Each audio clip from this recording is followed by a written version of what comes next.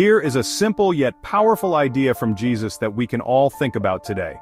In Matthew chapter 6, verse 21 and Luke chapter 12, verse 34, he said, "For where your treasure is, there your heart will be also." Now what does that mean?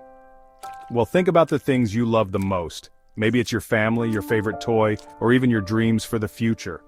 Those things are what we treasure, right? But Jesus reminds us that it's not just the things we own that matter, it's where our heart is focused. Imagine you have a big treasure chest. If it's filled with your most precious things, like kindness, love, and helping others, your heart will be full of good things too. But if you fill it only with things like money or stuff that doesn't last forever, your heart might start to focus on the wrong things.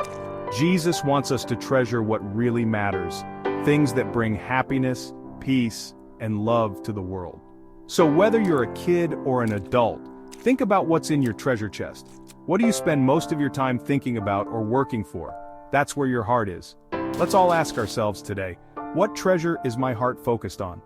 And most importantly, let's make sure it's a treasure that brings us closer to love, kindness, and joy in Christ.